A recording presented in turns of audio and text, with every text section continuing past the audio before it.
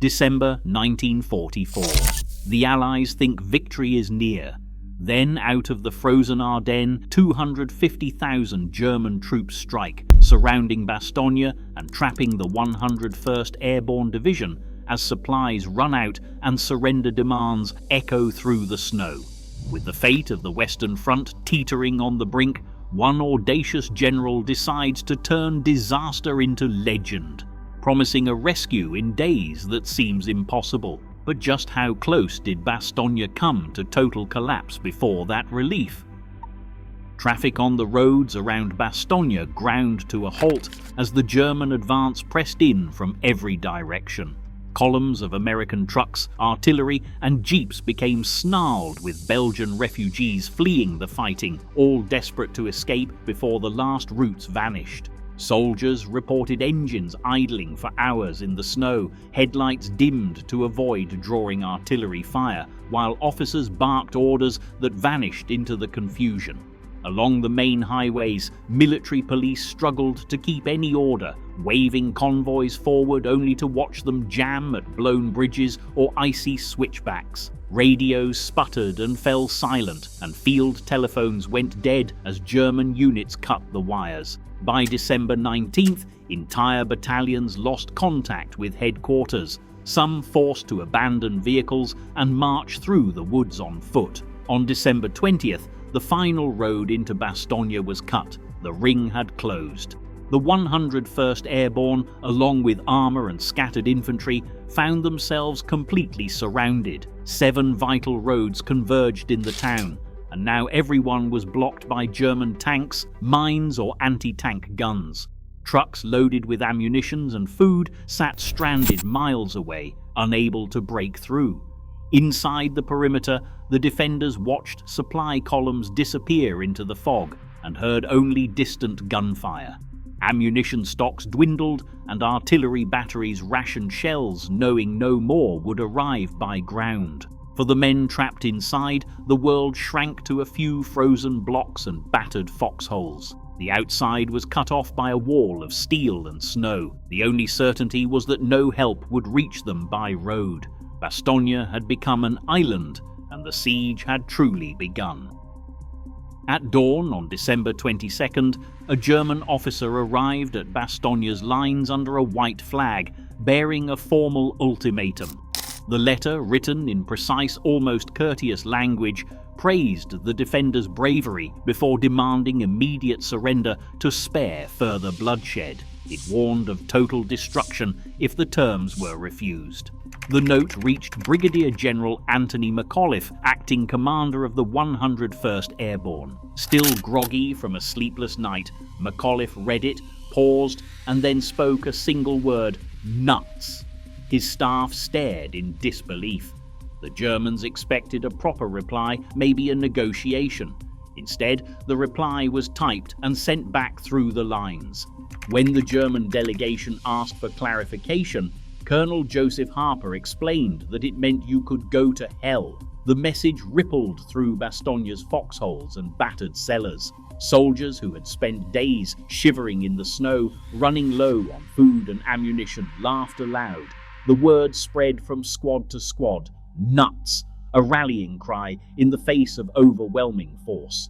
The surrender note and McAuliffe's reply became instant legend. Paratroopers scrawled the word on walls and on artillery shells. Officers repeated it in briefings, passing on the general's refusal as a badge of honor. For men huddled under bombardment, the defiant answer cut through the gloom. It meant the town would not yield.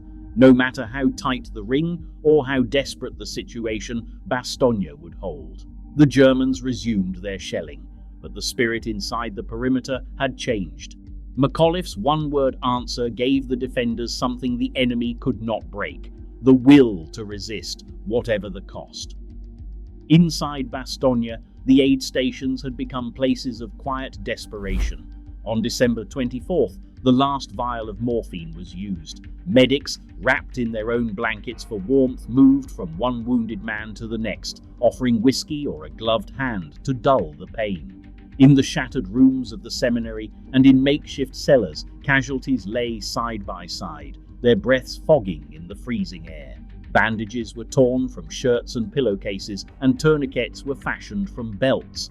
The wounded shivered uncontrollably, some drifting into silence as hypothermia set in. A medic from the 326th Airborne Medical Company later recalled that they did what they could. Sometimes that meant rubbing a man's hands to keep the blood moving, sometimes praying with him. There was no morphine left by Christmas Eve. He remembered using whiskey and prayer and improvising bandages from whatever cloth was available. There were wounded in every corner. Doctors performed surgeries by flashlight with no anesthesia.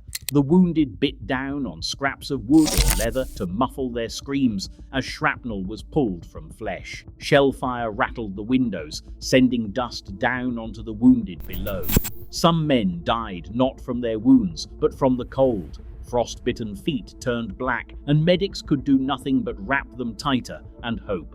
Every shell that landed outside sent new casualties into the overcrowded aid stations. By Christmas, the medical staff had nothing left to give but their own strength. They watched to the skies for any sign of relief, rationed what little morphine remained, and tried to keep hope alive as the nights grew longer. The suffering inside Bastogne was hidden from the outside world, but for the men trapped there, it was a daily battle against pain, cold, and despair. That battle would only end if help could break through the ring of steel and snow. Long before German tanks rolled through the Ardennes, a small circle within Patton's Third Army had begun preparing for the unthinkable. Colonel Oscar Koch, the Army's chief intelligence officer, spent early December poring over intercepted messages and troop movements. He noticed German armored divisions massing quietly, their radios falling silent, a classic sign of something bigger brewing. On December the 14th, Koch's report warned that the enemy was hoarding panzer units, likely for a concentrated strike. The evidence was thin, but the pattern was familiar to anyone who had watched German offensives unfold in North Africa and France. Prepared. Patton listened. He had learned to trust intuition sharpened by years on the front. Instead of dismissing Koch's warnings, he called his staff together and ordered a series of war games. Brigadier General Hobart Gay, the Chief of Staff, and Colonel Halley Maddox, the operations officer, worked late into the night. They sketched out overlays and decision trees, mapping 3 possible routes for a rapid pivot north if the Germans broke through. Each plan included assembly points, code words, and pre-assigned axes of advance. The staff rehearsed these scenarios in secret, knowing that even a day's delay could spell disaster if the front collapsed. Rehearsed by December the 16th, when the German artillery barrage opened the Battle of the Bulge, Patton's team already had contingency overlays ready. Orders could be activated by a single code word, and units knew where to go without waiting for written instructions. The staff's preparations, born of skepticism, late-night arguments, and a willingness to game out worst-case scenarios, would soon make the difference between chaos and response. When Patton promised Eisenhower he could attack with 3 divisions in 48 hours, the groundwork had already been laid. What seemed reckless to outsiders was, in fact, the product of weeks of quiet anticipation and precise planning. In a cold, stone-walled conference room at Verdun on December the 19th, 1944, tension ran thick as Eisenhower gathered his top commanders. The German offensive had shattered the Allied front, and Bastogne was already encircled. Eisenhower, Bradley, Smith, and others pressed for solutions. Most saw only chaos and delay. Patton, standing at the far end of the table, broke the silence with a declaration that stunned the room. "If you want Bastogne relieved, I'll do it in 2 days." The words landed like a challenge. According to the official minutes, Eisenhower paused, then asked, "How many divisions can you move, and how soon?" Patton replied, 3 divisions. I can attack with 3 divisions in 48 hours. Staff officers exchanged glances, convinced he was bluffing. The scale was unheard of. 133,000 men, thousands of vehicles, all pivoting north through snow-choked roads and enemy territory. Bradley's diary later recorded his disbelief. Patton's promise was reckless, but the only hope we had. Patton didn't wait for debate. He stepped out, called his chief of staff, and gave the pre-arranged code word that set the plan in motion. Orders raced down the chain. The 4th Armored Division, the 80th, and the 26th Infantry Divisions were to disengage from the Saar front, turn north and prepare for immediate assault. Quartermasters began stripping depots, engineers scouted new routes, and truck convoys were told to stand by for all-night movements. The Third Army's logistical network, already stretched to its limits, was about to be pulled even tighter. Inside staff cars and command posts, officers scribbled overlays and phoned out warnings. At supply dumps from Nancy to Metz, men loaded ammunition and fuel, knowing there would be no second chance. By sundown, the first columns were already rolling toward Luxembourg. Patton's promise was now a race against time, terrain, and the enemy. The fate of Bastogne, and perhaps the entire Allied front, rested on whether the impossible could become reality. Convoy drivers gripped their steering wheels with numb hands, headlights cutting narrow tunnels through the snow as trucks rolled north in endless columns. Over 5 days, more than 63,000 tons of supplies, ammunition, fuel, and rations were forced up the frozen roads. Quartermasters stripped depots bare, loading every available vehicle, from army trucks to commandeered French buses. Military police, faces red from windburn, waved convoys forward at crossroads, battling both the cold and the crush of traffic.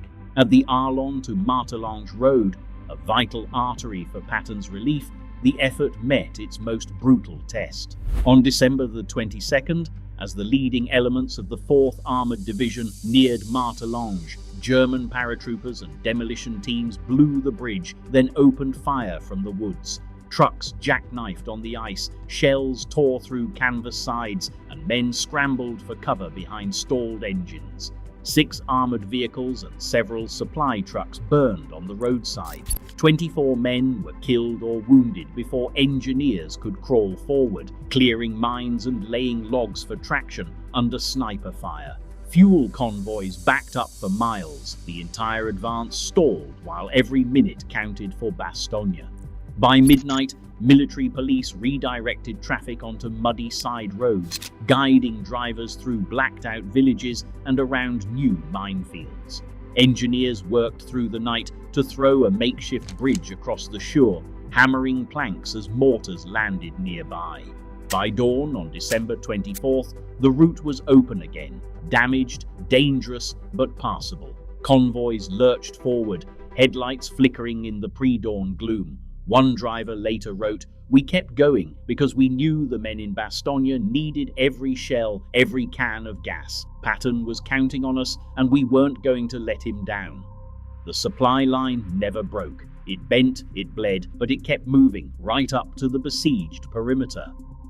At first light on December 26th, the tanks of the 4th Armored Division rumbled through the battered outskirts of Assenoir, engines growling in the frozen air. Major General John S. Wood's crews had fought their way north for days, trading fire with German anti-tank teams hidden in the trees, clearing mines by hand, and inching forward as shells burst in the snow around them.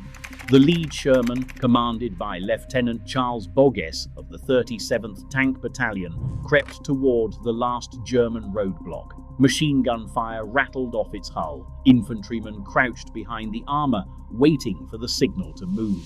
Suddenly, the line broke. The tank's gun thundered, blasting open the barricade. Paratroopers of the 101st Airborne, gaunt and caked in mud, appeared through the haze, waving colored panels and shouting the password, "Flash Thunder," to prove they were friendly. For the men inside Bastogne, these were the first American faces from outside the siege in a week. Tankers threw open hatches, exchanging grins and cigarettes with the defenders. Sergeant William Sherwin later remembered, "We saw them waving at us through the smoke. Some of them were crying, some just stared. We knew we'd made it." Behind the lead tanks, columns of trucks and ambulances pressed forward. German resistance faltered. The corridor was open, just wide enough for wounded to be evacuated and for desperately needed supplies to pour in. The siege of Bastogne had been broken, not by a single charge, but by hours of brutal close-quarters fighting and the relentless push of men who refused to stop. For the tank crews, it was the moment all the hardship, all the frozen nights and burning vehicles had been aimed at. The gates of Bastogne had finally been forced open. Clear skies over the Ardennes changed the battle almost overnight.